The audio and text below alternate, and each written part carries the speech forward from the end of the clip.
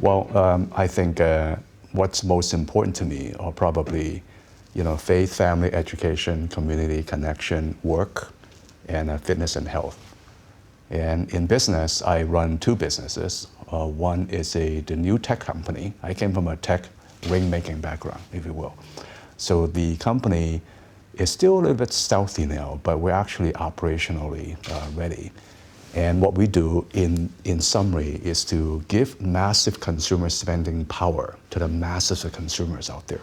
In the US alone, there are hundreds of millions of end customers.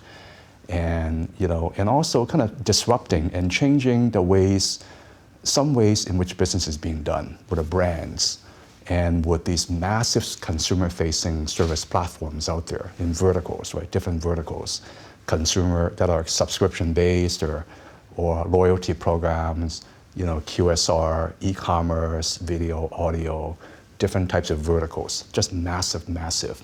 We're very excited. I think we are doing good. We're going to be doing well by doing good, by massively giving social economic benefit back to the consumers, transforming the ways that industry. I come from global Silicon Valley, so some of us like to disrupt and transform things once in a while, and completely uproot how things are done. And so I think in a couple of months, you'll see us more publicly. I'll reserve the name for now. The second business that I'm always excited about is kind of like Larry Ellison when he was running Oracle as a chairman and CEO, right? His extracurricular activity is competitive selling. Or like some very successful CEOs, their extracurricular activity is sit on a bunch of public company boards, right? My for-profit extracurricular activity and also philanthropy is really, I'm very big, like you guys already said that, I'm the chief mentor of next generation leaders. I'm very big on grooming the next generation, from Gen Z, millennials, even to Gen X CEOs that are powerful, right? How can I help them to, upgrade take their next level success with well-being? Because different life stages got different goals, right, that are important to them.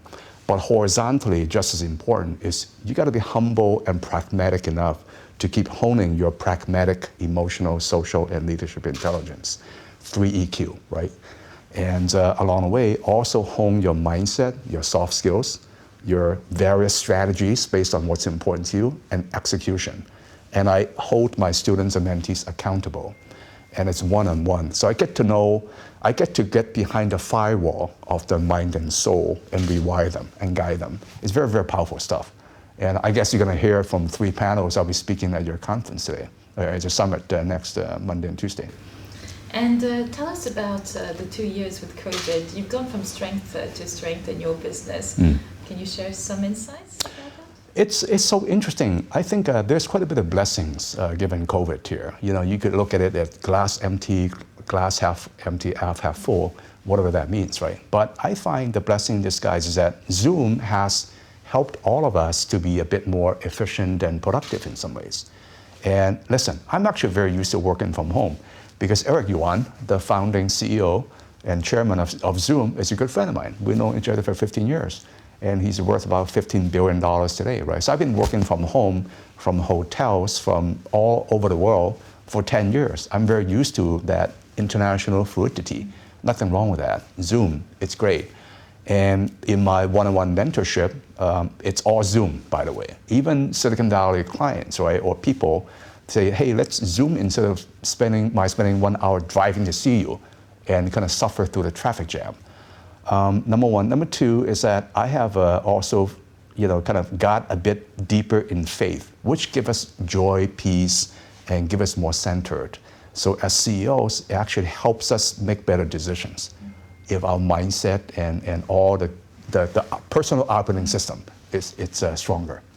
That's very true. And what are your goals for the next coming quarters, and what message would you like to communicate on stage during these upcoming 2 days? I'll be speaking in 3 panels, right? 3 keynote panels. The first one's an elite investment panel. I could share about, a bit about vertically and horizontally, some trends and what's interesting, and some of which, some of the interesting things, right, about some verticals, some of the major problems that might be investable, by family offices and by, VCs, et cetera.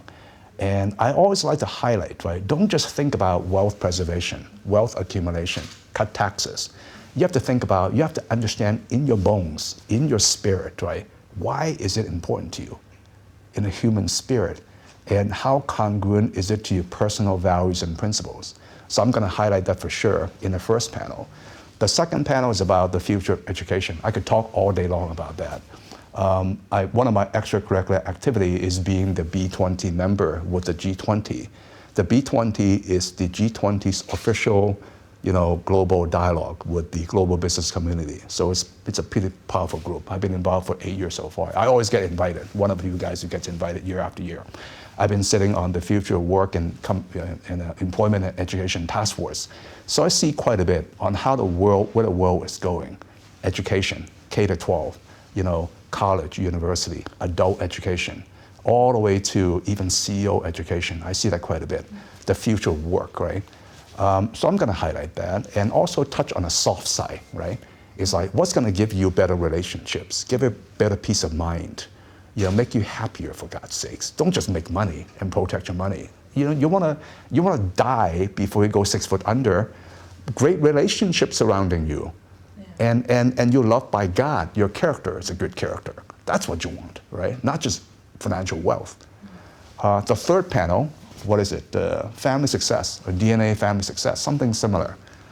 So I'm going to go pretty deep in a short time. Oh, we're excited to see that.